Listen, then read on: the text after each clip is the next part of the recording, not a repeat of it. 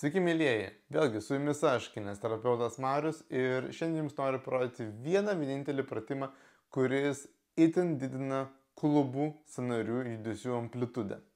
Ir šis pratimas yra labai tinkamas visiems, kuriems skauda klubus, kuriems yra sumažėjusių klubų sąnarių judesių amplitudė.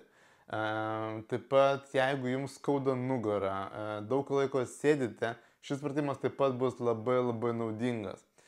Ir šiam pratimui yra reikalinga viena vienintelė priemonė, taigi mums reikės arba volo, arba kažko kito, kas būtų aukštesnis. Tai yra, gali būti dėžė, gali būti maža kėdutė, gali būti tiesiog knygos sudėtos viena ant kitos, nebūtinai volelis, nes jeigu jo neturite, retas, kuris turi, tai galite panaudoti ir, kaip sakiau, sudėtas knygas viena ant kitos.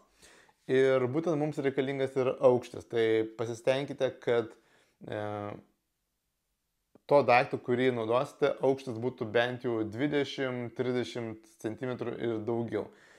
Ir tada gulamės ant žemės ir darom tą vieną vienintelį labai efektyvų pratimą. Ant 4 ir ką svarbiausia mums pasidaryti, tai yra dėti savo šitą volelį arba tą aukštį, tai gali būti, kaip sakiau, dėžutė, gali būti knygos ir ta viena ant kitos, tiesiog ant žemės. Ir dabar mes paimsim, eisim ant 4 ir ką mums reikia padaryti, tai padaryti tokį pratimą.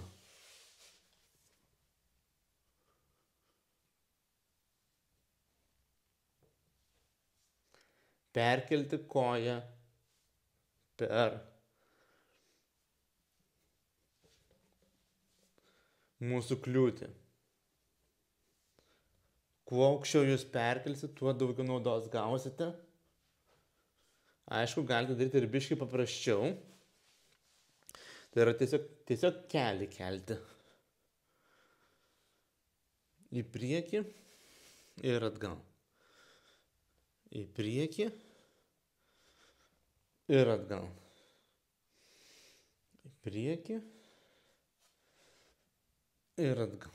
Na, padarom dar keletą sunkesnių variantų. Tai yra,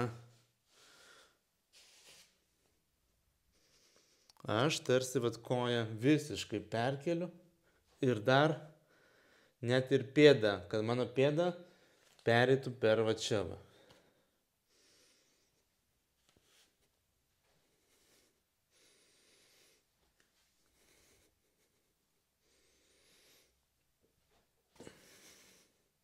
Ir aišku, tikslas, kad nenugriautumėt savo kliūties.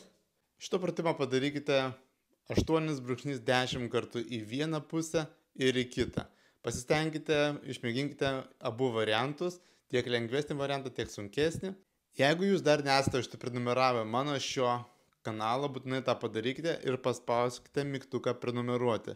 Tokiu būdu jūs gausite naujausius mano kurtus video apie sveikatingumą, kineziterapiją, pratimus ir kineziterapeuto paskaitas. Jeigu jums patiko šitas video, būtinai pažymėkite like, uždėkite like, parašykite komentarą, kad patiko, pasidalinkite su draugais ir tada lauksiu jūsų kitose video.